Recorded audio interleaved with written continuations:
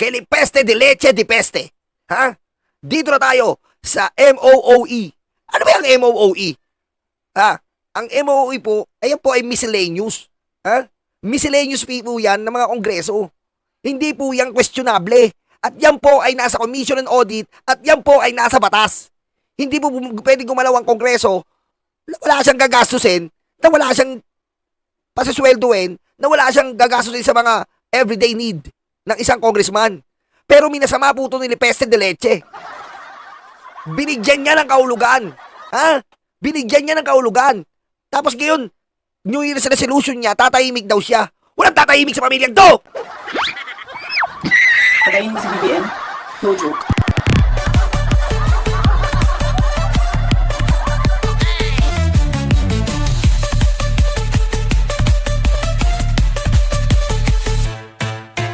Ayan, sabi ni Addictus Rex, maintenance and other operating expenses. Nakita niyo naman po ha. Ibig sabihin po niyan, ha? Para sa opisina mo. Yan ay maintenance sa opisina mo, pampasweldo, pampaserox, pambili ng coupon ban, pambili ng mineral water, pampakain mo sa empleyado, pag may pahiring ka, pampahiring mo, pampalamon, yung po yun. Weng JP, thank you, Weng JP. Okay? Salamat sa mga nagbibigay, mabuhay kayo. Yan, di mo ba nakikita yan, mga DDS vlogger? Wala na kami boys dito, umaasa lang kami sa mga nagbibigay na yan. Kayo, 1 million. Oh, sheesh. Tapos kami pa ang bayaran. Oh, sheesh, man. Diyan lang kami umaasa sa mga kulubot. Diba? Paano kung wala nang kulubot? Wala nang magpapalipad. Kulubot is life. Aray ko.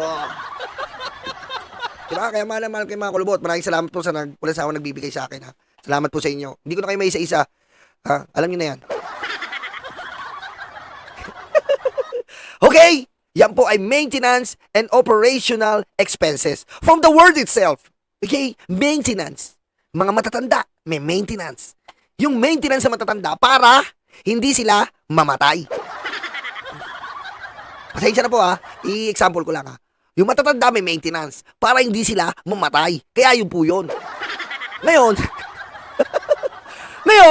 eto pong kongreso may maintenance din po para hindi mamatay yung opisina niya. Magkaroon ng pangkain, panserox, pambayad sa kuryente, tubig. Kasi kaya, pag hindi nilagyan ng maintenance yun, walang ilaw.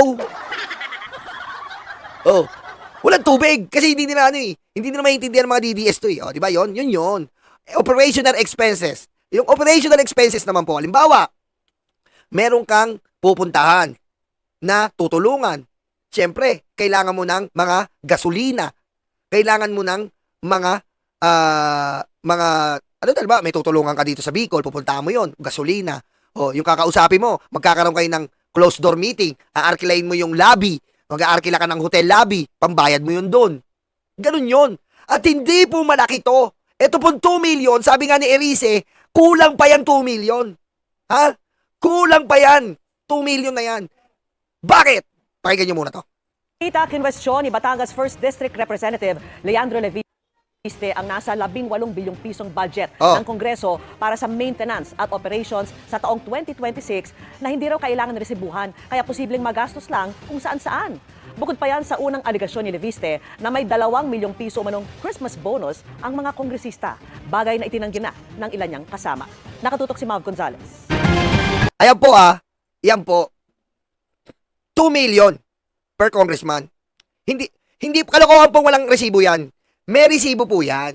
Meron po yan. Ang pinaka-resibo mo dyan, kung di ba naman tanga to si Leviste, yung pinagbayaran, resibo ng kuryente, tubig, sweldo, payslip ng empleyado mo. Bobo eh! Ha? Alam mo, promil boy, kapapasok mo pa lang, masyado kang Jollibee. Ha? Bida-bida ka eh. Ano yan? Hindi mo kasi alam. Kaya nga una palang binala ka ng Erice. Masyado kang Jollibee. Pinost ni Batangas 1st District Representative Leandro Leviste sa social media ang mahigit 2 milyong pisong halaga ng mga tseke. Inisyuan niya ang mga ito sa opisina niya hanggang Oktubre 2025 para aniya sa sahod at MOOE o Maintenance and Other Operating Expenses ng Kongreso. Sabi ni Leviste, bahagi ito ng anyay masikretong 18 billion pesos na MOOE. Biro mo 18 billion. Yung 18 billion po yun, i-divide mo yon sa 318 congressman. Ha?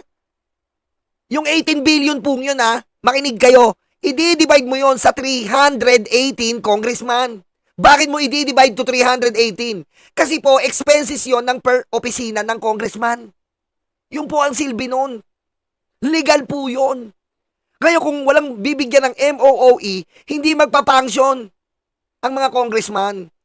Paano tayo makakapag-hearing? Paano tayo sa plenaryo? Yung mga binabasa nilang mga print doon, yung pamprint na mga nais nilang gawing, batas, piniprint yon, pinag-aaralan yon, ayun din yon. Yun po nakapaloob yung MOOE. Legal na legal po yan sa batas. Ngayon, ginawa po ni Leviste na issue. Yun po ay katangahan.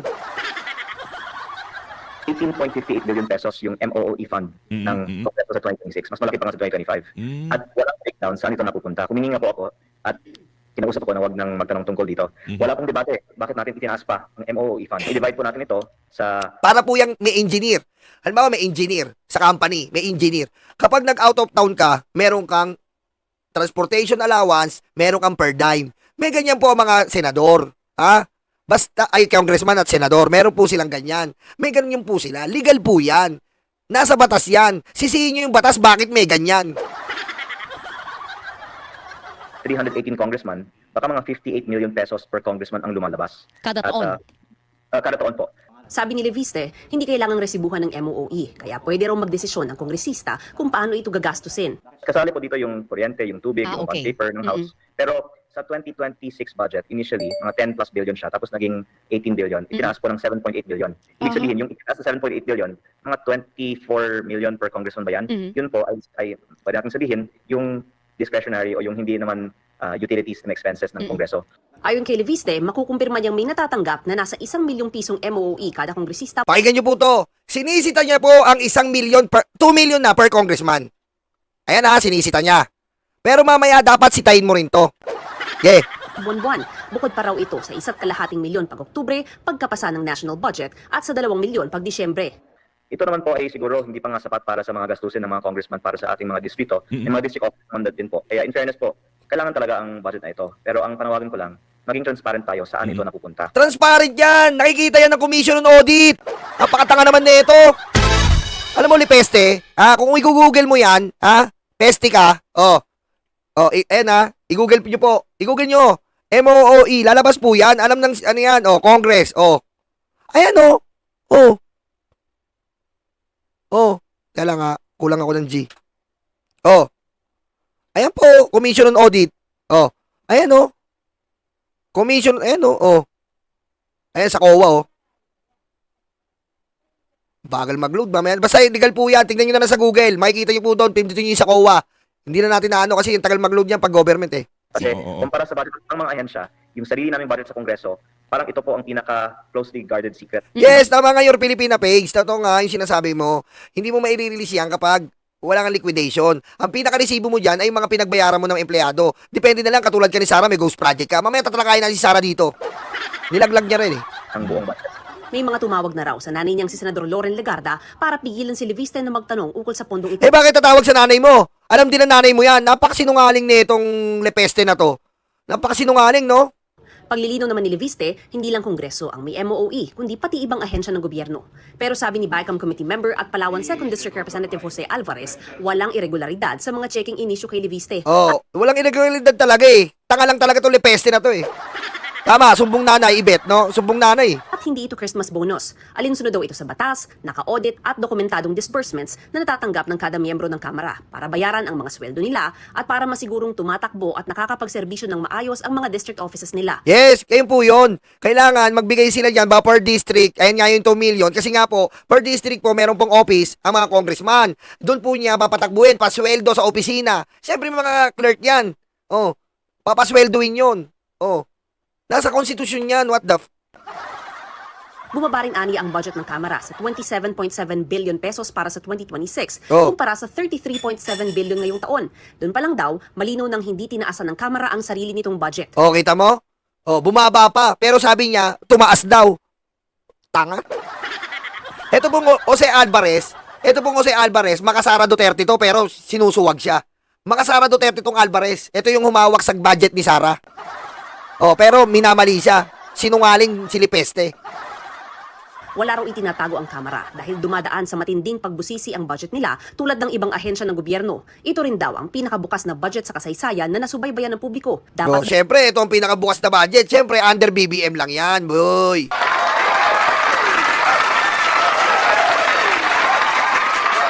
Under BBM yan, boy.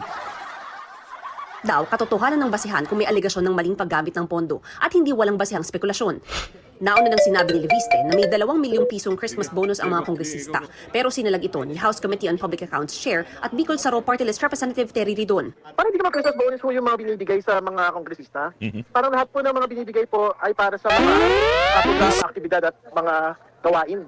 Nung pong mga kanya-kanyang mga opisina. Disbursements po ito, na cheque. So, sabihin, meron pong clear paper trail po ito Yes. sa mga opisina po ng mga kongresista. So, Oh, kita mo, meron po yung clear papers where we are, Mr. Chair. And it's not like confidential funds of Sara Duterte. It's not like that. You know, the confidential funds, Mary Grace Priates, Amoy, Marian Rivera, what the? sabihin, walang itinatago rito, walang magic dito, at mali. Yung pong insinuation na binabanggit. And like what I stated, sinagot na ito ng majority at minority. Dagdag ni Ridon, matagal nang nagbibigay ng ganito ang Kongreso. Tagal na po niyan, ang tagal na ginagawa. Ang tagal nang ginagawa po yung MOOE para mapatakbo po ang congressman, ang office ng congressman, ang primary needs ng congressman. Yan po yung MOOE. Lahat na lang ginagawa ng issue. Anak ka ng buteti ka. Wala rin daw natatanggap na bonus ang mga kongresista maliban sa 13th at 14th. Tama si Kikay. Huwag mong kuhanin yung MOOE mo. Gutumin mo yung empleyado mo. Baka sinasaktan mo rin yan kasi mapanakit ka eh. Diba? Oh, baka nga yung mga empleyado mo pag sinasaktan mo eh. Kasi 60 years old nga eh. Si Cabral nga sinaktan mo eh. Ang kulit. Nakalive ako eh. Diba? Ang kulit na ito mga to. Nakalive ako. Bengador. Saglit lang. Bengador. Diba? Andali lang ha. Nakalive ako eh. Pre, nakalive ako. Nakalive. Friend, nakalive ako. Nakalive. Nakalive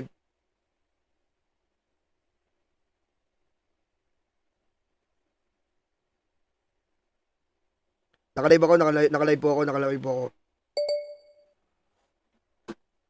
Ayan. Sorry po ha. May meeting kami. Bengador! Ang mga Bengador. Pag may issue po, may issue po ngayon. Kaya yung Bengador na alerto na naman. Kapag may issue ng mga peke, eto na ang Bengador!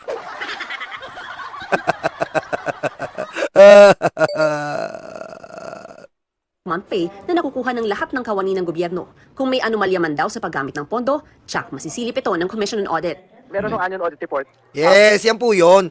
Hindi nga na iniisip na everyone is liable to the Commission on Audit. Okay? And if this MOOE is controversial and have so many anomalies, therefore, in the past few years that this MOOE is used, the Commission on Audit immediately exposed the MOOE if it is illegal.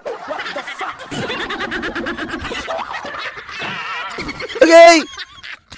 If this MOOE is illegal, immediately the Commission on Audit, as their job is to audit everything in the government, they will expose it that MOOE is illegal logging.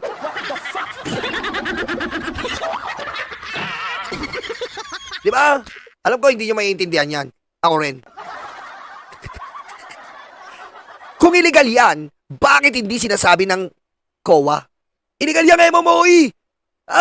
Bawal yan ang MOOE!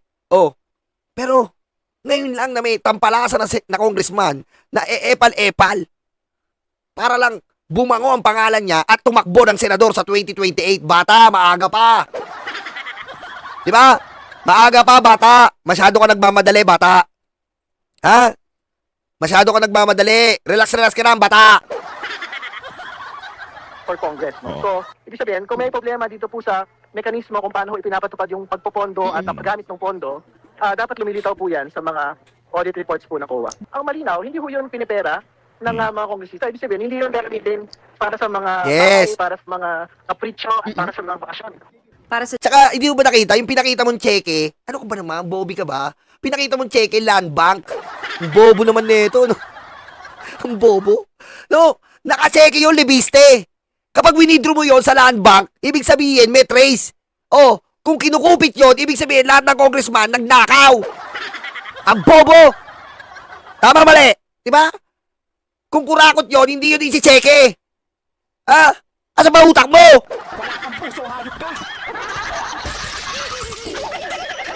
Diba? Tama mali. Kung nakaw yon, oh, kung illegal yon, isi-cheque ba yon? Ha? Isi-cheque ba yon? Papayag ka ba? Isi-cheque yon? Kung illegal yon? Papayag. Ako hindi ako papayag. Bakit? Matitrace ako eh. Nakalagay sa pangalan ko. Oh, nakalagay sa pangalan ko yung cheque. Oh, ibig sabihin, winidraw ko yung cheque. Kasabwat ako. Winidraw ko sa land bank. Kasabwat ako, men. Pero ba illegal na sinicheque at wiwithdrawin mo sa land bank? They have a paper trail. Are you agree? You're going to illegal and then there's a paper trail, especially in the land bank. Ah, huwag ka naman tataka-taka dito, Lepeste. Wala ka nang ginagawa, uminom ka na ng S26. Patayin mo si BBM? No joke.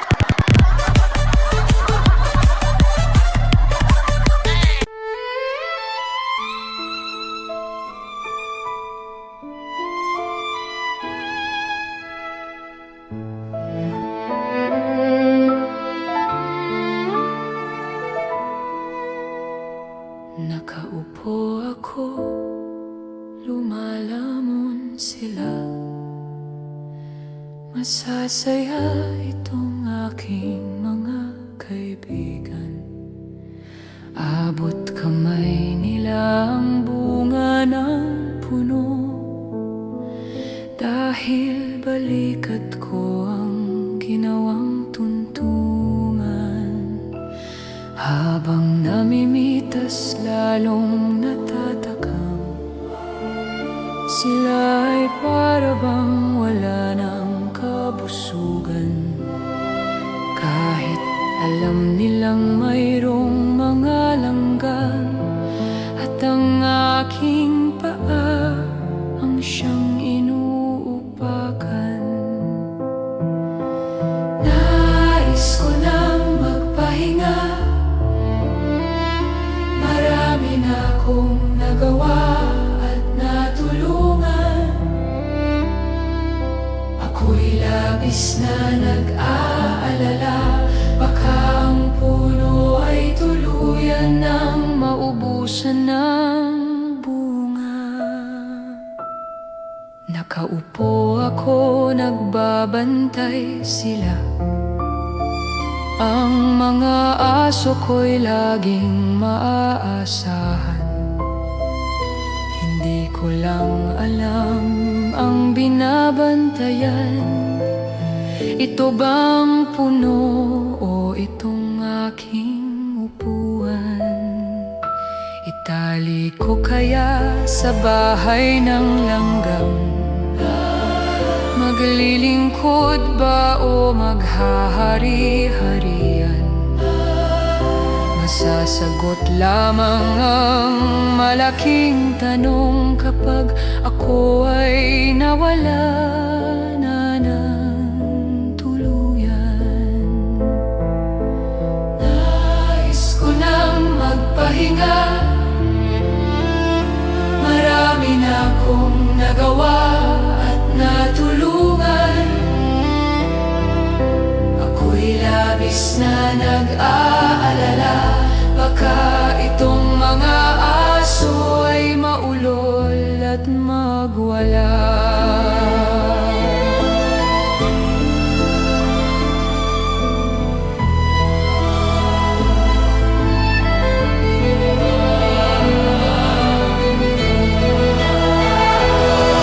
Daming naupo, walang solusyon. Daming nangako, naging ilusyon. Ikaw ang sagot na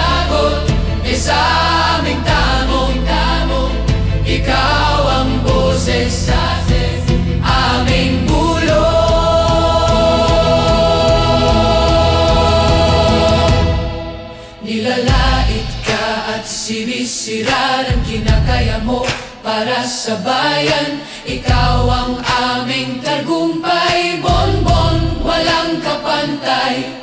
Nilalait ka at sinisira ng kinakaya mo para sa bayan. Ikaw ang aming tagumpay, bonbon, walang kapantay. Ang mga sugat, ikaw ang lumunas. Saradong isipan, ikaw ang nagbukas. Bayan, inuna mo, hindi banyaga. Gintong puso ay kahanga-hanga. Nilalait ka at sinisira ng kinakaya mo para sa bayan. Ikaw ang aming tagumpay, bonbon, walang kapantay. Nilalait ka at sinisira ang kinakaya mo para sa bayan. Ikaw ang aming tagumpay, bonbon, walang kapantay.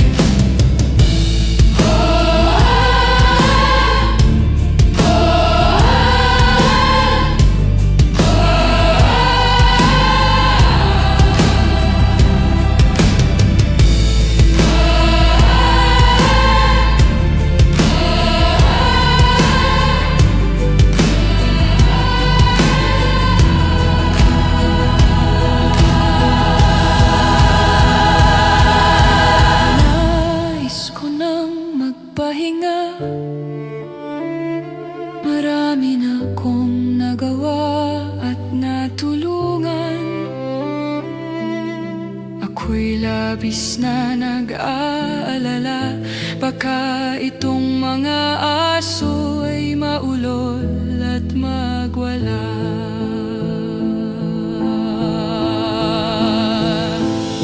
Nakaupo ako, naiinggit sila. Silang nais na pumalit sa aking upuan. Ayokong tumayo sa upuang ito. Kahit ito'y sinusurot at inaanay. Ang upuang ito ay para sa bantay ng punong ang ibinubungay kayamanan. Nangangamba ako kung upo sila. Baka ang puno ay lalong mapabayaan.